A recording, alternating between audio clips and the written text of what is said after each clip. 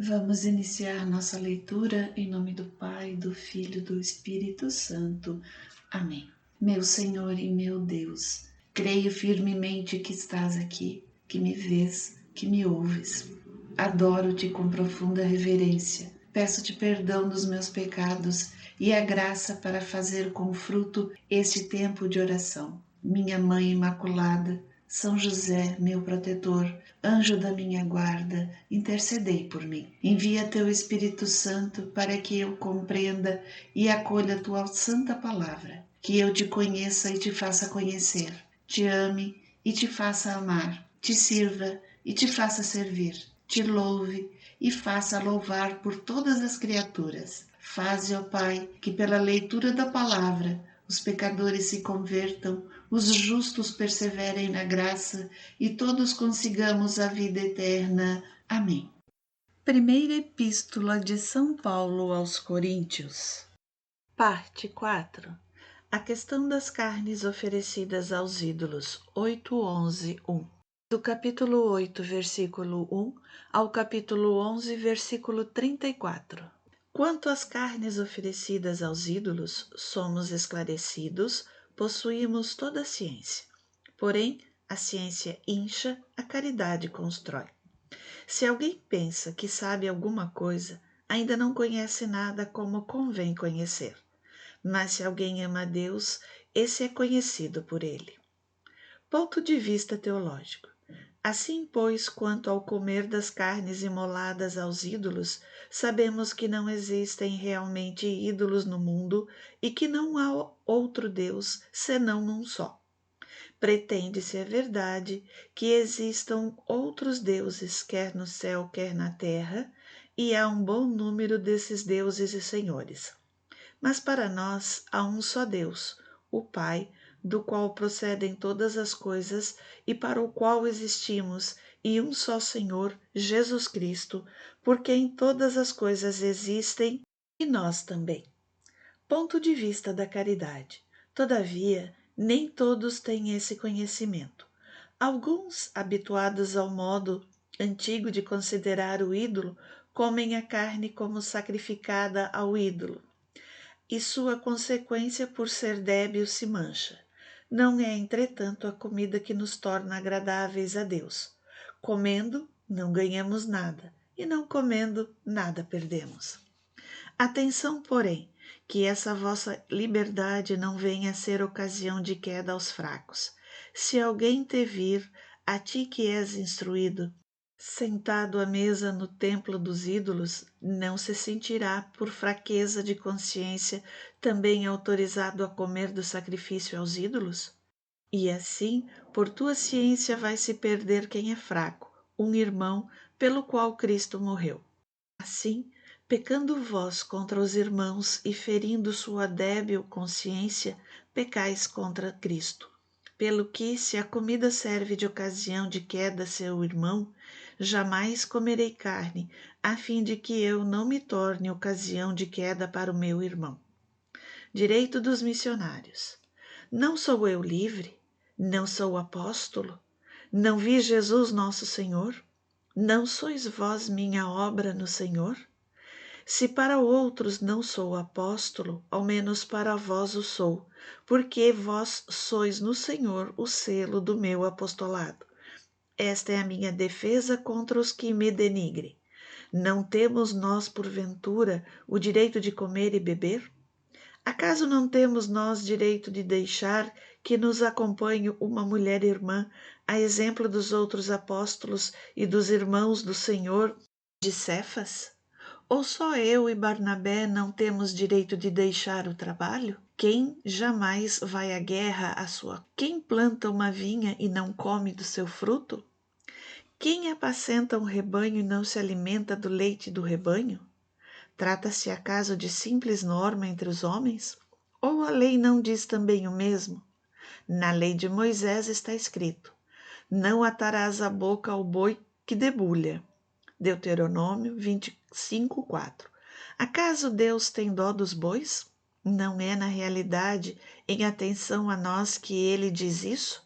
Sim, é por nós que está escrito: Quem trabalha deve trabalhar com esperança e, igualmente, quem debulha deve debulhar com esperança de receber a sua parte.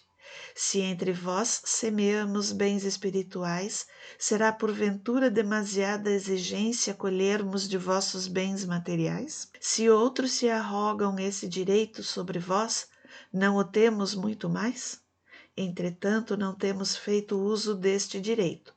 Sofremos tudo para não pôr obstáculo algum ao Evangelho de Cristo. Não sabeis que os ministros do culto vivem do culto e que os servem ao altar participam do altar? Assim também ordenou o Senhor que os que anunciam o Evangelho vivam do Evangelho. O apóstolo renunciou a seus direitos, mas não tem usado de nenhum desses direitos e nem escrevo isto para reclamá-los. Preferiria morrer mas ninguém me tirará esse título de glória. Anunciar o Evangelho não é glória para mim, é uma obrigação que se me impõe. Ai de mim se eu não anunciar o Evangelho. Se o fizesse de minha iniciativa, mereceria recompensa. Se o faço, independentemente de minha vontade, é uma missão que me foi imposta. Então, em que consiste a minha recompensa? Em que, na pregação do Evangelho, o anuncio gratuitamente sem usar do direito que esta pregação me confere. Embora livre de sujeição de qualquer pessoa, eu me fiz servo de todos para ganhar o maior número possível. Para os judeus, fiz-me judeu, a fim de ganhar os judeus. Para os que estão abaixo da lei, fiz-me como se eu estivesse abaixo da lei, embora o não esteja, a fim de ganhar aqueles que estão debaixo da lei. Para os que não têm lei, fiz-me como se não tivesse lei, ainda que eu não esteja isento da lei de Deus, porquanto estou sob a lei de Cristo, a fim de ganhar os que não têm lei. Fiz-me fraco com os fracos, a fim de ganhar os fracos. Fiz-me tudo para todos, a fim de salvar a todos. E tudo isso faço por causa do Evangelho, para dele me fazer participante. Nas corridas de um estádio, todos correm, mas bem sabeis que um só recebe o prêmio. Correi, pois, de tal maneira que o consigais. Todos os atletas se impõem a si muitas privações e o fazem para alcançar uma coroa corruptível. Nós o fazemos por uma coroa incorruptível. Assim eu corro, mas não sem rumo certo. Dou golpes, mas não no ar. Ao contrário, castigo meu corpo e o mantenho em servidão, de medo de vir eu mesmo a ser excluído depois de eu ter pregado aos outros. Exemplo dos castigos de Israel. Não quero que ignoreis, irmãos, que os nossos pais estiveram todos debaixo da nuvem e que todos atravessaram o mar. Todos foram batizados em Moisés na nuvem e no mar. Todos comeram do mesmo alimento espiritual e todos beberam da mesma bebida espiritual, pois todos bebiam da pedra espiritual que os seguia, e essa pedra era Cristo. Não obstante, a maioria deles desgostou a Deus, pois seus cadáveres cobriram o deserto. Estas coisas aconteceram para nos servir de exemplo, a fim de não cobiçarmos coisas más como eles as cobiçaram.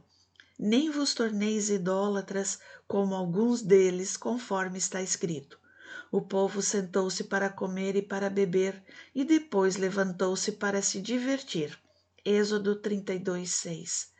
Nem nos entreguemos à impureza, como alguns deles se entregaram e morreram num só dia 23.000. Nem tentemos o Senhor, como alguns deles o tentaram e pereceram mordidos pelas serpentes. Nem murmureis, como murmuraram alguns deles e foram mortos pelo exterminador.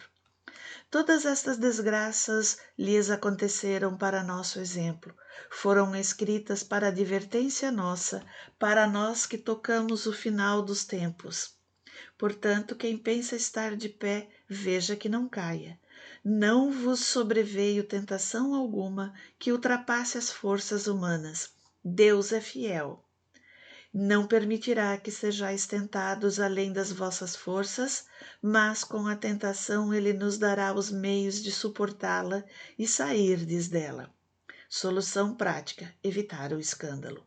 Portanto, caríssimos meus, fugi da idolatria. Falo como as pessoas sensatas. Julgai vós mesmos o que digo. O cálice de bênção que benzemos não é a comunhão do sangue de Cristo? E o pão que partimos não é a comunhão do corpo de Cristo? Uma vez que há um único pão, nós, embora sendo muitos, formamos um só corpo, porque todos nós comungamos do mesmo pão. Considerai Israel segundo a carne. Não entram em comunhão com o altar os que comem as vítimas? Que quero afirmar com isto? Que a carne sacrificada aos ídolos ou o próprio ídolo são alguma coisa? Não. As coisas que os pagãos sacrificam, sacrificam-nas a demônios e não a Deus. E eu não quero que tenhais comunhão com os demônios. Não podeis beber ao mesmo tempo o cálice do Senhor e o cálice dos demônios. Não podeis participar ao mesmo tempo da mesa do Senhor e da mesa dos demônios. Ou queremos provocar a ira do Senhor? Acaso somos mais fortes do que ele? Tudo é permitido, mas nem tudo é oportuno. Tudo é permitido, mas nem tudo edifica. Ninguém busque o seu interesse, mas o do próximo. Comei de tudo o que se vende no açougue, sem indagar de coisa alguma por motivo de consciência. Do Senhor é a terra e tudo o que ela encerra. Se algum infiel vos convidar e quiserdes ir, comei de tudo o que se vos puser diante, sem indagar de coisa alguma por motivo de consciência. Mas se alguém disser, isso foi sacrificado aos ídolos, não o comais em atenção àquele que o advertiu e por motivo de consciência. Dizendo consciência, refiro-me não à tua, mas à do outro. Com efeito, por que razão seria regulada a minha liberdade pela consciência alheia? Se eu como com ações de graças, por que serei eu censurado por causa do alimento pelo qual rendo graças? Portanto, quer comais, quer bebais, ou façais qualquer outra coisa, fazei tudo para a glória de Deus. Não vos torneis causa de escândalo, nem para os judeus, nem para os gentios, nem para a igreja de Deus. Fazei como eu. Em todas as circunstâncias, procuro agradar a todos. Não busco os meus interesses próprios, mas os interesses dos outros, para que todos sejam salvos. Tornai-vos os meus imitadores, como eu o sou de Cristo. Parte 5. Traje das mulheres na igreja, 11:2-16. Eu vos felicito porque em tudo vos lembrais de mim e guardais as minhas instruções, tais como eu vou-las transmiti. Mas quero que saibas que o Senhor de todo homem é Cristo, Senhor da mulher é o homem, Senhor de Cristo é Deus. Todo homem que ora ou profetiza com a cabeça coberta falta ao respeito ao seu Senhor. E toda mulher que ora ou profetiza não tendo coberta a cabeça falta ao respeito ao seu Senhor, porque é como se estivesse rapada. Se uma mulher não se cobre com um véu, então corte o cabelo. Ora, se é vergonhoso para a mulher ter os cabelos cortados ou a cabeça rapada, então que se cubra com um véu. Quanto ao homem, não deve cobrir sua cabeça, porque é a imagem e esplendor de Deus. A mulher é o reflexo do homem. Com efeito, o homem não foi tirado da mulher, mas a mulher do homem. Nem foi o homem criado para a mulher, mas sim a mulher para o homem. Por isso a mulher deve trazer o sinal da submissão sobre sua cabeça por causa dos anjos. Com tudo isso, aos olhos do Senhor, nem o homem existe sem a mulher, nem a mulher sem o homem. Pois a mulher foi tirada do homem, porém o homem nasce da mulher e ambos vêm de Deus. Julgai vós mesmos. É decente que uma mulher reze a Deus sem estar coberta com véu? A própria natureza não vos ensina que é uma desonra para o homem usar cabelo comprido? Ao passo que é glória para a mulher uma longa cabeleira, porque lhe foi dada como um véu. Se, no entanto, alguém quiser contestar, nós não temos tal costume e nem as igrejas de Deus. Parte 6. Celebração da ceia, 11, 17 e 34. Fazendo-vos essas advertências, não vos posso louvar a respeito de vossas assembléias que causam mais prejuízo que proveito. Em primeiro lugar, ouço dizer que, quando se reúne a vossa assembléia, há desarmonia entre vós, e em parte eu acredito, é necessário que entre vós haja partidos para que possam manifestar-se os que são realmente virtuosos. Desse modo, quando vos reunis, já não é para comer a ceia do Senhor, porquanto mal vos pondes à mesa, cada um se apressa a tomar sua própria refeição, e enquanto uns têm fome, outros se fartam. Porventura não tendes casa onde comer e beber? Ou menosprezais a igreja de Deus e quereis envergonhar aqueles que nada têm? Que vos direi? Devo louvar-vos? Não, nisto não vos louvo. Eu recebi do Senhor o que vos transmiti, que o Senhor Jesus, na noite em que foi traído, tomou o pão e, depois de ter dado graças, partiu e disse: Isto é o meu corpo que é entregue por vós, fazei isso em memória de mim. Do mesmo modo, depois de haver ceado, tomou também o cálice, dizendo: Este cálice é a nova aliança no meu sangue. Todas as vezes que o beberdes, fazei-o em memória de mim. Assim, todas as vezes que comeis desse pão e bebeis desse cálice, lembrais a morte do Senhor até que venha. Portanto, todo aquele que comer o pão ou beber o cálice do Senhor indignamente será culpável do corpo e do sangue do Senhor. Que cada um se examine a si mesmo e assim coma desse pão e beba desse cálice. Aquele que o come e o bebe sem distinguir o corpo do Senhor, come e bebe a sua própria condenação.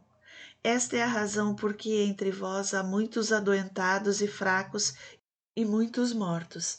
Se não examinássemos a nós mesmos, não seríamos julgados, mas sendo julgados pelo Senhor, Ele nos castiga para não o sermos condenados com o mundo. Portanto, irmãos meus, quando vos reunis para a ceia, esperai uns pelos outros. Se alguém tem fome, coma em casa. Assim vossas reuniões não vos atrairão à condenação. As demais coisas eu determinarei quando for ter convosco.